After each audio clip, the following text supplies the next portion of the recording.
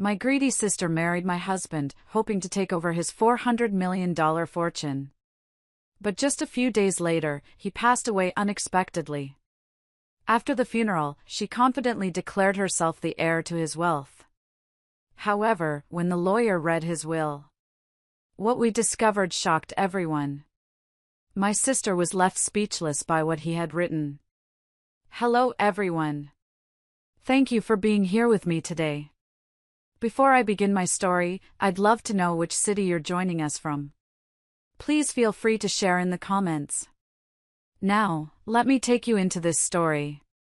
My name is Audrey, and I need to tell you a story. It's a story I've held inside for a long time, and I think it's time to let it out.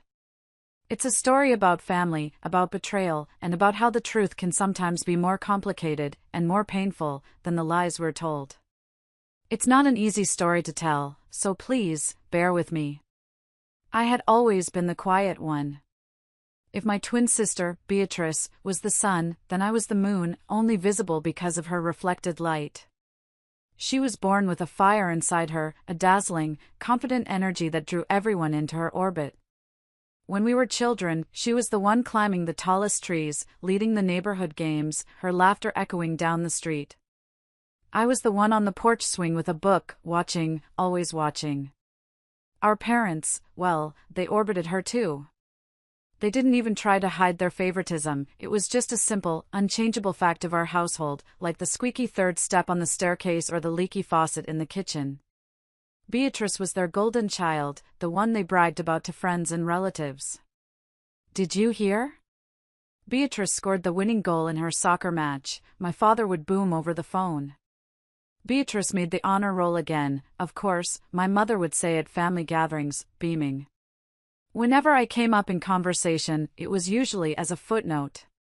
And Audrey's doing fine, too. She's a quiet one, our Audrey. My childhood health issues didn't help. While Beatrice was collecting sports trophies, I was collecting doctor's appointments. A bout of pneumonia one winter, severe asthma the next. It felt like my body was as quiet and fragile as my personality. My parents' concern always felt tinged with a faint, weary sigh of disappointment. I was the lesser twin, the one who couldn't keep up. I remember our 8th birthday so clearly, it feels like a movie I can replay in my mind. We had our usual shared party in the backyard, with a sheet cake that had both our names written in frosting, Beatrice's in bold, swirling pink and mine in a smaller, neater blue. When it was time for the big present, my father wheeled out Beatrice's first, a gleaming, 10-speed Schwinn bicycle. It was candy apple red, with silver tassels on the handlebars that shimmered in the sun. All the kids gasped. Beatrice let out a shriek of pure joy and hopped on, her blonde ponytail flying behind her as she zipped around the lawn, a perfect picture of a perfect daughter. Then, my mother came out of the house holding my gift. It was a large, leather-bound anthology of classic poems.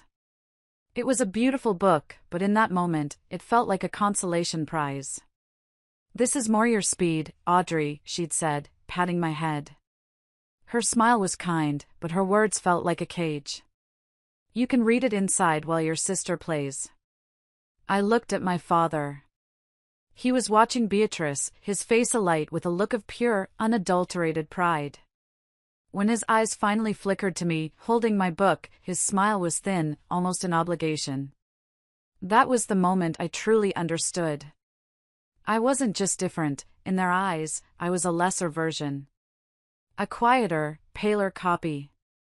It wasn't just birthdays. It was everything. I remember the 4th grade spelling bee. I had studied for weeks, memorizing lists of words until my eyes burned.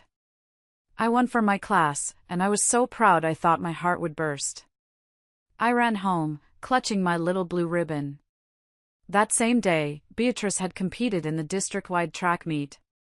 She came in 2nd place in the 50-yard dash. That evening, at the dinner table, my father stood up and made a toast. To Beatrice. 2nd place in the whole district. "We're so proud of you, champ." They took her out for ice cream to celebrate. My blue ribbon lay on the kitchen counter, unnoticed. When I finally pointed it out, my mother just said, "Oh, that's nice, dear. But it's just a Class B." My mother's favorite phrase, the one that became the soundtrack to my youth, was always delivered with a sharp edge of frustration. "Audrey, why can't you just try to be more like Beatrice? Put a smile on your face. You'd have an easier time if you did." I heard it so often that the sting eventually faded into a dull, permanent ache. I learned to live with it. I accepted my role. I was the observer, the side character in the vibrant story of my sister's life. I loved Beatrice, I truly did. As a child, I worshipped her. But it's a difficult thing to love someone who is a constant, living reminder of everything you are not. When the time came for college, it felt like a lifeline. Beatrice, naturally, was accepted into a prestigious university on the East Coast with a partial athletic scholarship. Her departure was a grand affair, with a huge going-away party and tearful goodbyes. My own college acceptance letter, to a smaller state school in Texas, was met with a simple, "Oh, that's nice, dear." For me, college wasn't just about getting a degree, it was a desperate bid for my own identity. It was a chance to go somewhere no one knew my name, let alone my sister's. I packed everything I owned into my beat-up, 10-year-old Ford Escort. It wasn't much. 2 boxes of books, a suitcase of clothes that all seemed to be in shades of gray and beige, and a churning mix of terror and exhilaration in my stomach. The day I left, my parents gave me a quick, perfunctory hug. Their minds were already on the care package they were putting together for Beatrice. As I pulled out of the driveway, I saw them through the rearview mirror, standing on the porch, my father's arm around my mother's shoulder. They didn't wave. The drive to Dallas was a 16-hour marathon fueled by gas station coffee and the static-filled country music stations that faded in and out as I crossed state lines. It was the first time in my life I had ever been truly alone, and it was both terrifying and utterly intoxicating. I remember crossing the Texas state line, seeing the big "Welcome to Texas" sign, and pulling over to the side of the road. I just sat there in my car, the engine ticking, and I cried. Not sad tears, but tears of pure, unadulterated relief. I had made it. I was free. The apartment hunt was a humbling experience. I looked at dingy, grim places with the smell of stale cigarettes baked into the walls. I finally settled on a third-floor walk-up in a noisy building with decent sunlight and walls the color of weak tea. The landlord, a man named Mr. Henderson with a permanent scowl, handed me the keys with a grunt. The first night in that empty apartment was one of the longest of my life. The silence was a physical thing, pressing in on me from all sides. I ordered a pizza I couldn't eat and just sat on the floor, watching the headlights of passing cars paint stripes across the ceiling, wondering if I'd made a terrible, irreversible mistake. But then, I started my classes to become a teacher. And slowly, painstakingly, I began to build a life. In Dallas, I wasn't Beatrice's quiet sister. I was just Audrey. I was the girl who always had her notes in order, the one you could count on for a study group. I made a few friends, tentative connections at first, over textbooks and coffee.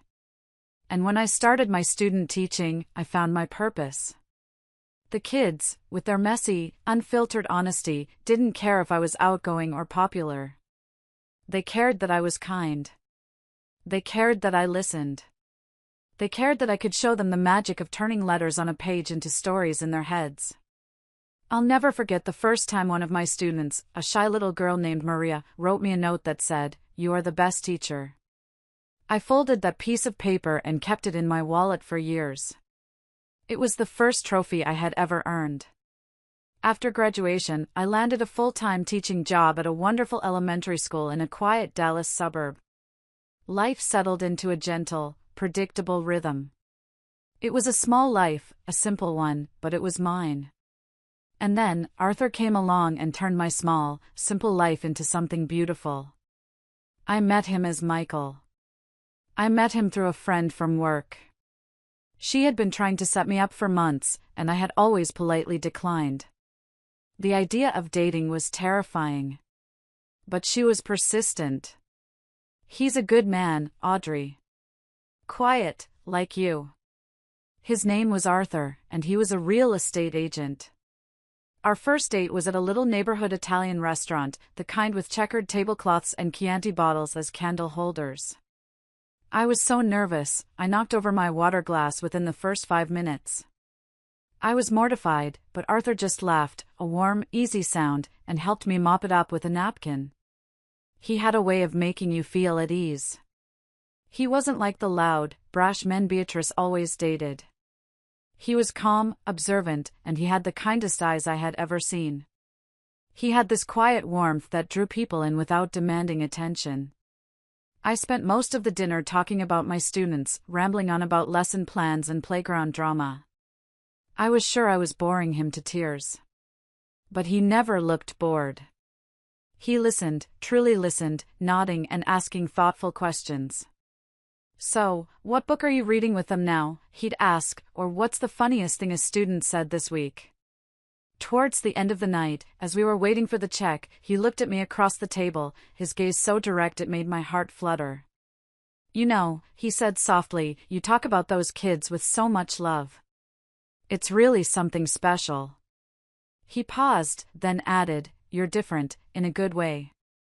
The kind of different that stays with you. Those words were like water on parched earth. No one had ever called my quietness peaceful. They called it shy, withdrawn, antisocial. But Arthur saw it as a strength. He saw me. We dated for 2 years before getting married. Our courtship was as quiet and gentle as he was. We took long walks in the park, cooked dinner together, and spent hours just talking. He proposed on a rainy Tuesday night. We were in our small, cozy apartment, curled up on the couch, listening to the rain patter against the window. He hadn't made my favorite dinner or planned some grand gesture. He just turned to me, took my hand, and his eyes were full of a sincere, overwhelming love. Audrey, he began, his voice a little thick, I never knew a life could be this peaceful. I never knew I could be this happy. I don't want to spend a single day without this. Will you marry me? He pulled out a small box. Inside was a simple, elegant ring that was more beautiful to me than any flashy diamond Beatrice's boyfriends ever bought her. Tears streamed down my face as I said yes. They were happy tears, pure and simple. For the first time in my life, I felt completely and utterly chosen. Our life together wasn't a fairy tale, but it was real and it was good. His steady job and my teacher's salary were enough to afford the down payment on a small but charming bungalow in a neighborhood with big oak trees. We spent our first year in that house making it our own. We painted the walls a soft yellow, planted a garden in the backyard, and scoured flea markets for furniture that had character. Arthur was surprisingly handy. I remember one Saturday we spent all day assembling a bookshelf, laughing as we kept putting the shelves in upside down. That bookshelf, crooked as it was, became my favorite piece of furniture. Our life was built on small, happy rituals. Saturday morning breakfasts at the Bluebonnet Diner, where the waitress, a woman named Flo, always called us lovebirds. Sunday afternoons spent reading side by side on the couch. We never had children. After a few years of trying, we accepted it wasn't meant to be, and we found contentment in our life together. Our home was quiet, filled with books, the smell of Arthur's coffee in the morning, and a deep, abiding sense of peace. Arthur was my biggest cheerleader. He believed in me more than I believed in myself. When I was offered a small promotion to lead teacher for my grade level, I was terrified of the extra responsibility. Arthur sat with me for hours, making lists of all the reasons I was qualified, telling me how proud he was. He made me feel capable. He made me feel strong. During those years, my contact with Beatrice was sporadic. She was a high-powered marketing executive in New York now, living a life that seemed a world away from mine. She'd call every few months, usually when she had something new to brag about. "Oh, Audrey, you wouldn't believe it," she'd say, her voice crackling with energy. "My firm just landed the Coca-Cola account.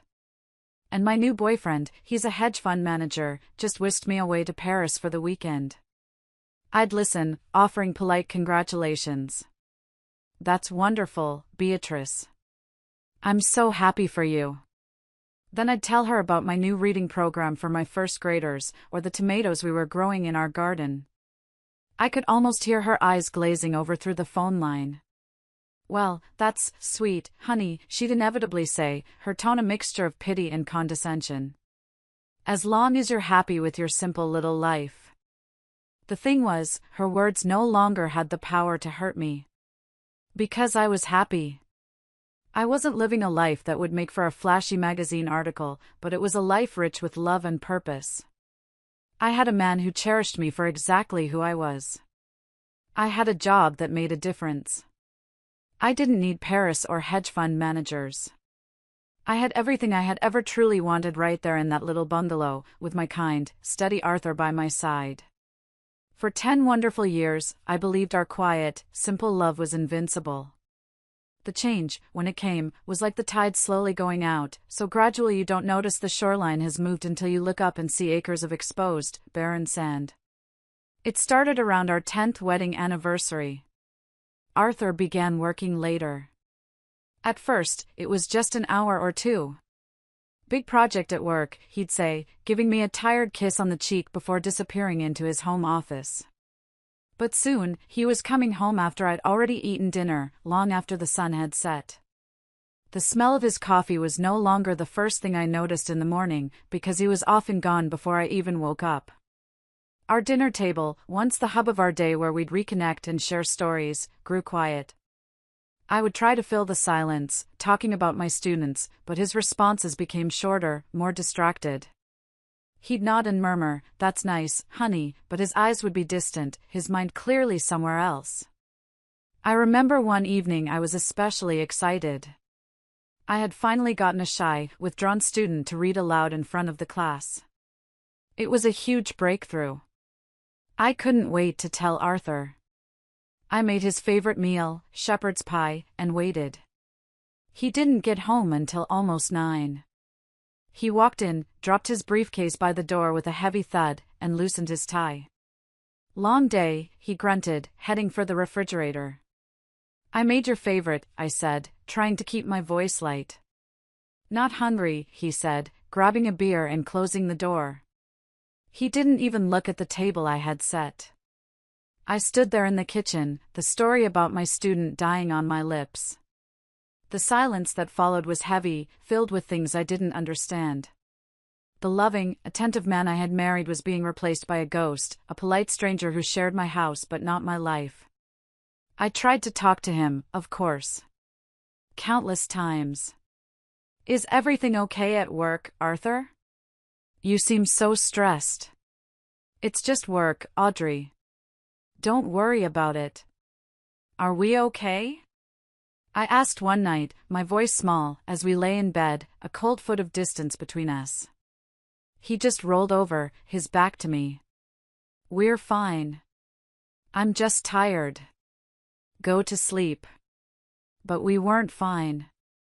A cold dread, a feeling I hadn't experienced since my childhood, began to creep back into my life. It was the feeling of being invisible, of being a problem to be managed rather than a person to be loved. I felt like I was losing him, and I had no idea why. The night it all shattered was a Thursday. The air in our house was so thick with unspoken words it felt hard to breathe. Arthur had been a phantom all week, barely speaking to me. I had decided that night I would demand an answer. I couldn't live in this suffocating silence any longer. I cooked dinner, but neither of us ate much. I just pushed a piece of chicken around my plate, my stomach in knots. Finally, I put my fork down. The soft clink against the ceramic plate sounded like a thunderclap in the quiet room. "Arthur, we have to talk," I started, my voice trembling slightly. He finally looked up from his plate. He met my eyes, and for the first time in months, his gaze was clear, direct, and utterly cold. There was no warmth, no love, nothing. It was like looking at a stranger. "You're right," he said, his voice flat and devoid of any emotion. "We do." He took a breath, and the next 4 words detonated my life. I want a divorce. The world tilted on its axis. The air rushed out of my lungs. I'm sure I said something, maybe his name, maybe a choked what, but I couldn't hear it over the roaring in my ears. It felt like a dream, a nightmare. This couldn't be happening. Not to us. Not to Arthur and me. Why? I finally managed to whisper, the words scraping my raw throat. What did I do? It's over, Audrey, he said, his voice like stone. He wouldn't give me a reason. He just repeated the words like a death sentence. I've made up my mind. Before I could process, before I could scream or plead or fall apart, the doorbell rang. A sharp, cheerful, two-note chime that was so grotesquely out of place it felt like a sound from another universe. I sat there, frozen, unable to move, as Arthur calmly stood up, wiped his mouth with his napkin, and walked to the front door. I heard the lock turn. I heard the door open. And then I heard the sound that would haunt my nightmares for months to come, the confident, triumphant click-clack of high heels on our hardwood floor. Beatrice strutted into our dining room. She was a vision in a sharp, expensive-looking red dress. Her hair was perfect, her makeup was perfect, and a wide, predatory smile was plastered across her face. She walked right up to Arthur, my husband, and tucked her arm into his as if she belonged there. He didn't pull away. He just stood there, a statue, his face a blank mask. Beatrice looked at me, her eyes sweeping over my simple clothes, my stunned, tear-streaked face. Her smile widened, a cruel, satisfied slash of red lipstick. Arthur and I are getting married, she announced, her voice dripping with a smug satisfaction that turned my stomach. The floor disappeared from under me. I gripped the edge of the dining table to keep from collapsing. My sister. My husband. The two central pillars of my life, conspiring together to destroy me. I looked from Beatrice's gleeful face to Arthur's empty one, searching for any sign that this was a sick joke, a terrible mistake. There was nothing. Then Beatrice spoke again, her voice like sweet poison, twisting the knife. It's no joke, Emily. You've always lived in my shadow. I think it's time you stayed there for good. The weeks that followed are a gray, foggy memory. It felt like I was watching my life happen to someone else, from a great distance. The process of the divorce was brutally efficient. Arthur wanted it done quickly, and I didn't have the will to fight. A thick manila envelope arrived by courier the very next day containing the divorce papers. His lawyer, a man with a cold, impersonal voice over the phone, explained the terms of the settlement. It was generous. He was giving me the majority of our savings, more than half. At the time, I thought it was guilt money. I signed everything he put in front of me, my hand moving like an automaton. I just wanted it to be over. The hardest part was leaving our home. Every object was a landmine of memory. Packing up my books, I found a faded receipt he'd used as a bookmark from our first anniversary dinner. In the closet, I found the old, soft sweatshirt of his I always wore on lazy Sundays. Each item was a fresh stab of betrayal. I hired movers because I couldn't bear to see Arthur again. I left the house key on the kitchen counter and walked out the door without looking back, leaving 10 years of my life behind. I found a small, soulless apartment in a large, anonymous complex across town. For the first month, the moving boxes remained an unopened fortress in my living room. I couldn't bring myself to unpack the remnants of a life that no longer existed. I called in sick to work, telling the principal I had the flu. The truth was, I couldn't face the sympathetic, questioning eyes of my colleagues, and I certainly couldn't face the innocent, happy faces of my students. Most days, I just sat on the couch, which was still wrapped in plastic from the movers, and stared at the beige wall. I didn't watch TV. I didn't read. I just sat. The phone would ring, friends from work like my dear friend Carol, calling to check in. I'd watch her name flash on the screen and let it go to voicemail. Audrey? Honey, it's Carol. Just calling to see how you are. We're all worried about you. Please call me back. I couldn't. What would I say? How do you explain a betrayal so profound it feels like it has hollowed you out from the inside? Meanwhile, Beatrice was putting on a victory parade. A friend, meaning well, sent me a screenshot from Beatrice's social media. It was a picture of her and Arthur, clinking champagne glasses on a balcony overlooking the ocean. The caption read, "Finally with my true soulmate." I threw up after I saw it. I deactivated all my accounts that day. I couldn't take it. Each smiling photo, each celebratory post, was a public testament to my failure, my erasure. I had been so easily and happily replaced. About a month into my self-imposed exile, I finally ran out of food and was forced to venture out to the grocery store. I must have looked a sight, pale, hair uncombed, wearing the same sweatpants I'd had on for 3 days. As I was fumbling with my keys to get back into my apartment building, a sleek black Mercedes pulled up to the curb. My heart stopped. It was Beatrice's car. She got out, looking like she'd just stepped out of a magazine. She was wearing a cream-colored pantsuit that probably cost more than my rent, her blonde hair catching the afternoon sun. She saw me and her face broke into a bright, fake smile. "Audrey," she called out, her voice unnervingly bright and cheerful, as though she had done nothing wrong. "How have you been?" I just stood there, clutching my single bag of groceries, milk, bread, a can of soup. I felt small and pathetic under her polished gaze. "What do you want, Beatrice?" I asked, my voice raspy from disuse. She walked towards me, her heels clicking an arrogant rhythm on the pavement. She stopped a few feet away, her smile still perfectly in place. "I just wanted to check on you, silly," she said, her tone dripping with false concern. "This must be so hard for you. I want you to know, I'm here for you if you need anything." The audacity of it. The sheer, breathtaking nerve. It was so insulting, so deeply cruel, that it snapped something inside me. The fog of numb depression began to burn away, replaced by a hot, white-hot anger. "You're here for me?" I said, my voice low and shaking with a rage I didn't know I possessed. "You stand there, in your expensive suit, after you blew up my life, and you pretend to be worried?" Her smile tightened at the edges. "Now, Audrey, don't be dramatic." Dramatic? I almost laughed. It was a raw, ugly sound. "What matters, Beatrice, is that you betrayed me. You betrayed your own sister. You took my husband, my home, my life, and now you have the gall to stand here and offer me your pity? Get out. Get away from me." For the first time, her mask slipped entirely. The fake sympathy vanished, and her eyes turned to cold, hard chips of ice.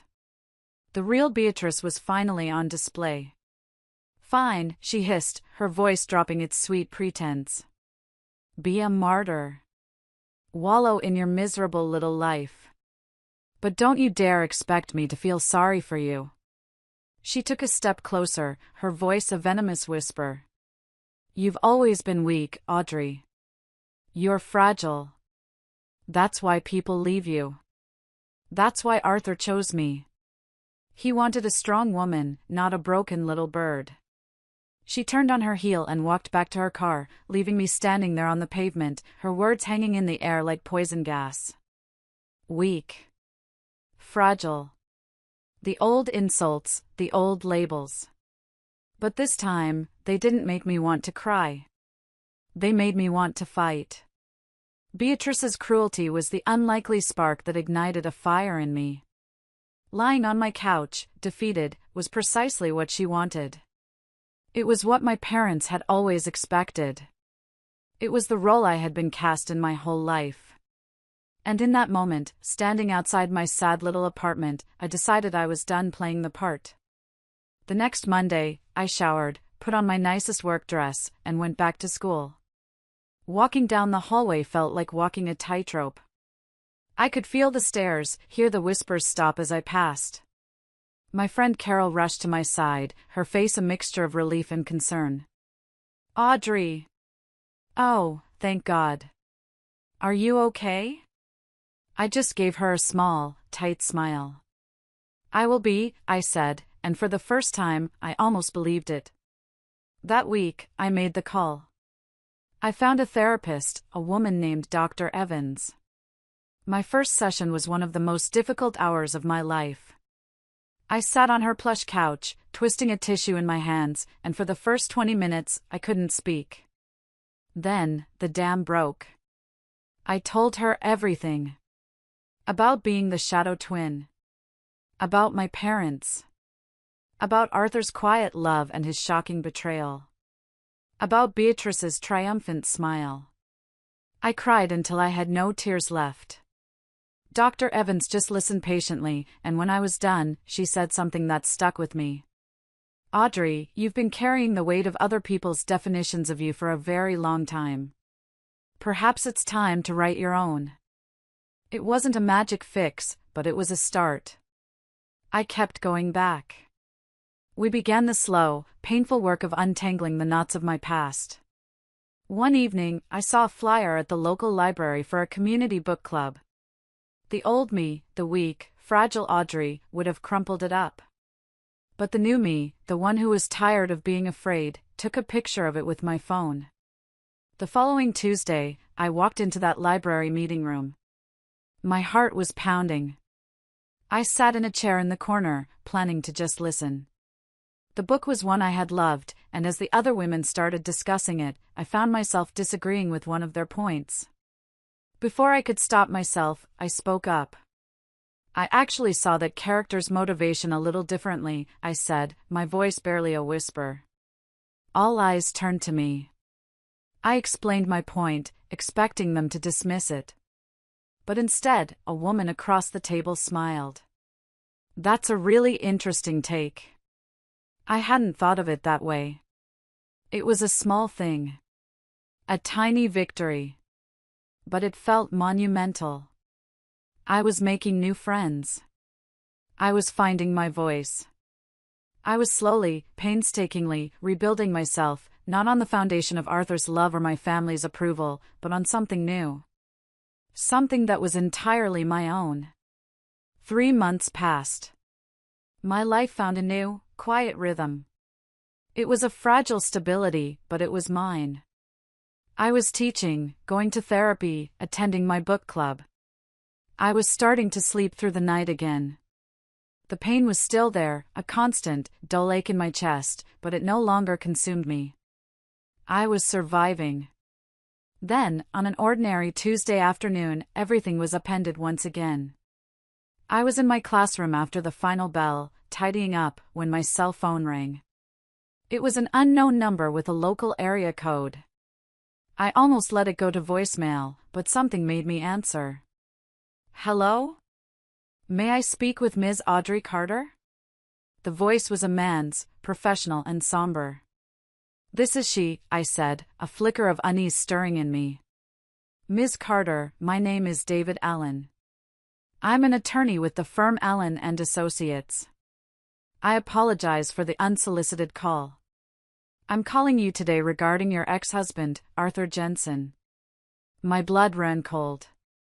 I sank into my desk chair. Why would Arthur's lawyer be calling me? Is everything all right? I asked, my voice suddenly tight. There was a pause on the other end of the line, the kind of weighted silence that precedes terrible news. Ms. Carter, the lawyer said, his voice gentle but firm, I regret to inform you that Mr. Jensen passed away suddenly last night. The classroom around me seemed to warp and fade. The colorful posters on the wall blurred. Passed away? Arthur? It didn't make any sense. He was young, healthy. What? I breathed, the word a puff of air. How? What happened? A heart condition, I'm told, he explained. It was very sudden. I am very sorry for your loss. My mind was a chaotic storm of disbelief and confusion. Loss? He wasn't mine to lose anymore. But the news struck me with the force of a physical blow. Arthur was gone. Why are you calling me? I stammered. Mr. Jensen updated his will a few months ago, shortly after your divorce was finalized, Mr. Allen said. He left very specific instructions for me to contact you directly in the event of his death. There are some legal matters to discuss. But more importantly, he left a letter. A letter he wanted to make absolutely certain would get to you. A letter. For me. After all this time, after all the silence and cruelty, he had left me a letter. I see, I said, my voice a hollow echo of itself. When can I come in? We set a meeting for the next morning. I hung up the phone and just sat there in my empty classroom, the late afternoon sun slanting through the blinds, casting long shadows across the floor. Arthur was dead. And he had one last thing to say to me. The next morning felt surreal. The drive to the lawyer's office downtown was a blur. I remember the city traffic, the horns, the people rushing along the sidewalks, all of it feeling like it was part of a different world, a world that was still normal. The offices of Allen and Associates were on the 25th floor of a gleaming glass skyscraper. It was the kind of place that smelled of money and polished wood. I sat in a plush leather chair in the waiting room, my hands clasped so tightly in my lap my knuckles were white. I stared out the floor-to-ceiling window at the sprawling city below, feeling small and utterly terrified. What could he possibly have written to me? An apology? An explanation? A final, cruel twist of the knife? After what felt like an eternity, a kind-faced man in his late 60s with silver hair and a gentle demeanor came out to greet me. It was David Allen. Ms. Carter? Thank you for coming on such short notice, he said, shaking my hand. His grip was firm and reassuring. He led me into his corner office. Bookshelves lined the walls from floor to ceiling. He gestured for me to sit in one of the two chairs opposite his large, tidy mahogany desk. Please, he said, sitting down himself. I know this is a difficult time. My heart was pounding against my ribs like a trapped bird. He shuffled a small stack of papers on his desk, the sound crackling in the otherwise silent room. As I mentioned, he began, his voice soft, Arthur made some very specific changes to his will. We can go over the legal and financial details of the inheritance shortly. But he was adamant about one thing above all else. He reached into a drawer and pulled out a single, plain white envelope. He slid it across the polished surface of the desk until it stopped directly in front of me. My name, Audrey, was written on the front. It was Arthur's handwriting. Neat, familiar, the same script that had filled the birthday cards and love notes he had given me for over a decade. He insisted that you receive this before anything else was discussed, Mr. Allen said. His final letter to you. Please, take all the time you need. I just stared at it. The envelope seemed to pulse with a life of its own. My hands trembled as I reached for it. The paper felt cool and heavy in my grasp. For a moment, I couldn't bring myself to open it. I was terrified of what was inside. But I knew I had to. I had to know. Slowly, with shaking fingers, I tore the seal and unfolded the single piece of paper within. The words were written in Arthur's familiar hand, though the letters seemed a bit shakier than I remembered. I took a deep, shuddering breath and began to read. Dear Emily, if you are reading this, it means my time has run out. There are 1,000 things I want to say, 1,000 apologies I owe you, but I don't have time for 1,000. I only have time for the truth. So I'll start with the most important thing. I am so sorry. I know what I've done seems monstrous, unforgivable. But I need you to believe me when I tell you that every cruel thing I did, every lie I told, I did it to protect you. I had to stop and read that line again. Protect me? My breath hitched in my throat. Protect me from what? I forced my blurring eyes to focus on the page again. 6 months ago, I went to the doctor for what I thought was just persistent heartburn. It wasn't. It was my heart. I was diagnosed with cardiomyopathy, a terminal condition. The doctors were blunt. They gave me a year, maybe less if I was unlucky. My world ended in that sterile little examination room. My first thought, my only thought, was of you.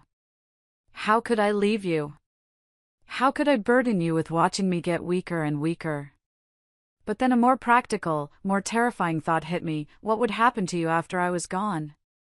Especially with Beatrice in the picture. Around the same time, the lawyer for my late uncle's estate finally contacted me. Beatrice had been buzzing about this inheritance for months, ever since he passed. She imagined it was some vast fortune. At first, I hoped she was right, that it would be a blessing that could secure your future. But it was a curse. The estate wasn't a fortune, it was a trap. It was mired in over $2 million of hidden debt and liabilities. Beatrice, of course, didn't know that. She only heard the word estate and her greed took over. She saw it as her golden ticket. The paper crinkled in my tightening grip. A sob escaped my lips. And that's when I saw the only way out. A terrible, horrible way, but the only one I could think of to save you. I had to make her want the debt. I had to make her want me. I had to push you away, Audrey. I had to break your heart to save your future. It was the hardest, most vile thing I have ever done. Every cold word, every night I came home late, every time I saw the pain in your eyes and did nothing, it was like a knife in my own gut. The night I asked for the divorce, the night she stood there in our home. I have never felt such self-loathing. But I had to see it through.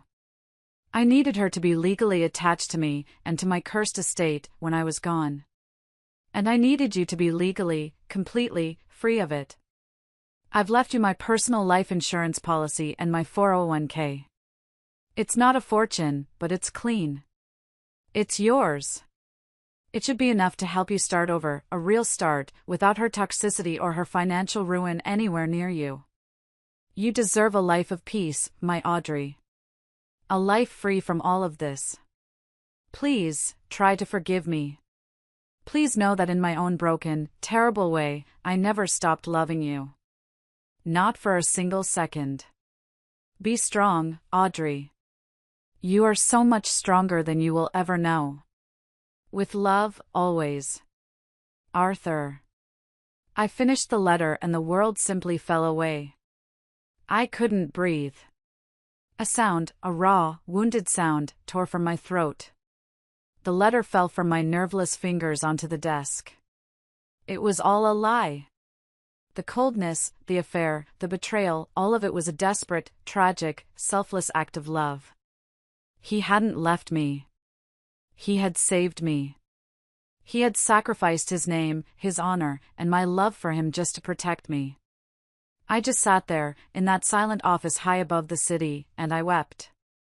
I wept for the man I had lost twice, once to a lie, and now, forever, to the truth. And right now, telling you this, sharing this impossible truth, I have to pause. It's still a wound that aches. It feels as raw today as it did in that office.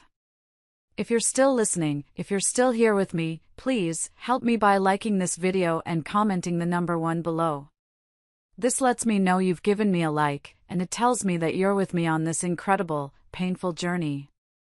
Your support is a huge encouragement and truly, it cheers me on. Please, comment the number 1, and then listen as I tell you the rest of my story. I don't know how long I cried in Mr. Allen's office. He was a perfect gentleman, quietly pushing a box of tissues across the desk and leaving to get me a glass of water. When I had finally composed myself, he gently explained the legalities. Everything Arthur had written was true. The divorce settlement had been structured to give me all their liquid assets, while legally severing me from any of his future holdings or debts. The $2 million debt was now legally tied to his estate. And the sole beneficiary and fiancée, the woman who had publicly claimed him, was Beatrice. He had built her a beautiful, gilded cage, and she had flown right into it. The funeral was a few days later. I went, but I sat in the very back pew, hidden behind a large marble pillar. I saw Beatrice in the front row, dressed in a chic, expensive black dress, a delicate veil covering her face. She was the picture of the grieving fiancé. She dabbed at her eyes with a handkerchief, leaning on the arm of one of her wealthy friends. She had no idea. She was mourning the man she thought had made her a multimillionaire, completely unaware that he had, in fact, just made her responsible for a mountain of debt. Watching her performance, I didn't feel anger or even sadness. For the first time in my life when it came to Beatrice, I felt nothing but a profound, empty pity. She had spent her entire life chasing shiny, impressive things, money, status, other people's husbands. And it had all led her to this, a front-row seat at a lie. Arthur's letter had given me a strange, bittersweet gift. It had reframed my entire life. I wasn't the weak one who was left behind. I was the one who had been protected. I was the one who had been loved. The money from Arthur's life insurance and retirement fund, his real inheritance to me, appeared in my bank account a few weeks later. Staring at the number on the screen felt surreal. It wasn't a lottery win. It was the price of his heartbreak and mine. But I knew what I had to do with it. I had to honor his sacrifice. I had to live, and live well. My first act was to start house hunting. My little apartment had served its purpose as a bunker, but now I needed a home. I found a small bungalow on a quiet, tree-lined street, much like the one Arthur and I had shared, but this one was smaller, cozier. It had a big backyard perfect for a garden. I made an offer, and it was accepted. It was around that time that the calls from Beatrice began. The first one I missed. She left a clipped, annoyed voicemail. "Audrey, it's me. The estate lawyer is being very confusing. Call me back." I ignored it. A few days later, another call. Another voicemail, this one more strained. "Audrey, where are you? They're talking about creditors, about liens. This is ridiculous. Arthur was wealthy. Call me." Then the text started, a frantic barrage of them. "They say the estate is insolvent. This has to be some kind of mistake. You must know something."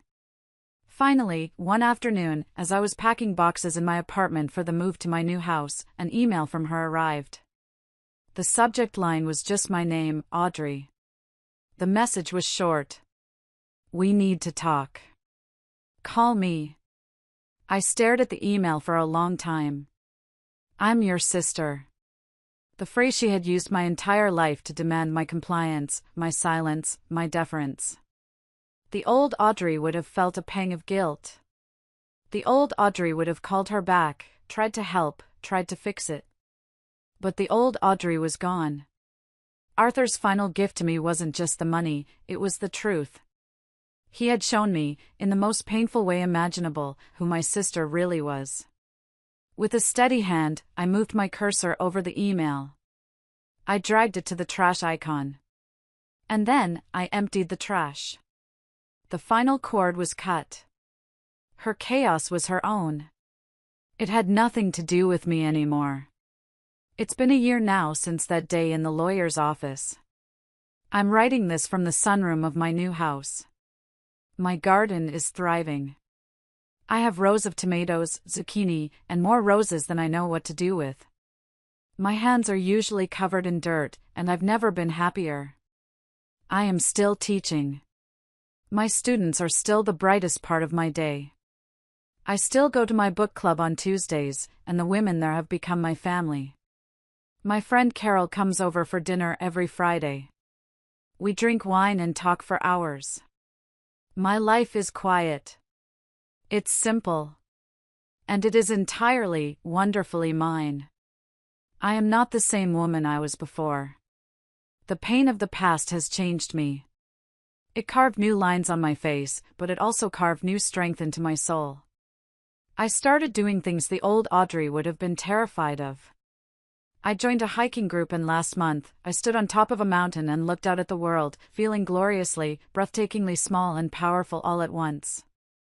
Arthur's letter stays with me, tucked away in a small wooden box in my closet. It's a reminder of the complexity of love and sacrifice, of the ways people can both hurt and heal us.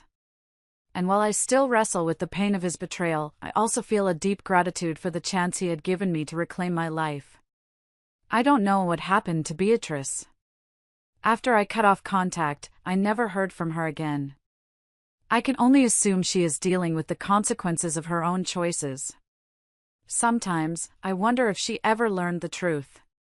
But most of the time, I don't think of her at all.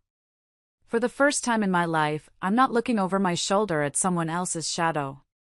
I'm facing forward, into the sun. And I feel something I thought I had lost forever.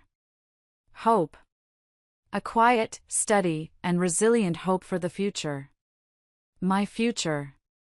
A story where I am finally the one holding the pen. Thank you. Thank you for listening to my story. It means more than you know. If any part of this resonated with you, if you've ever felt like you were living in someone else's shadow, please share your thoughts below. Your kindness and your stories help us all feel a little less alone. Thank you for being here.